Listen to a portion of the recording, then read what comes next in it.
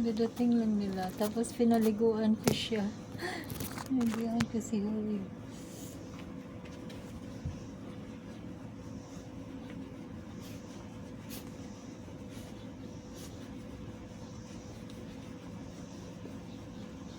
My baby boy.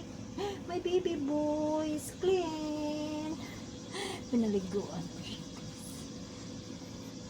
Kasi galing sa countryside. Ayan. Galing sa bundok. Pinaliguan ko. Kasi gusto niya talaga mag-running doon sa grass. Maghihiga-higa doon sa grass. Tapos ayun, hindi naman siya mabaho. Ano lang, gusto ko lang talaga siya paliguan pagkadating.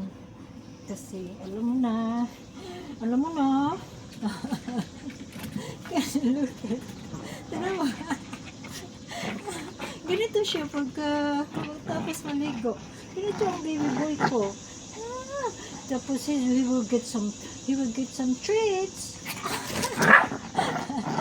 get some treats. Ayun. Come on. That's enough. Hindi naman to siya ganito yung ginagawa lang to niya pag napaliguan. Kasi akala niya lalaro, mag-game, mag-play. Oh, mabango na si Hulyo. Oh, mabango na si Hulyo, guys. Ay.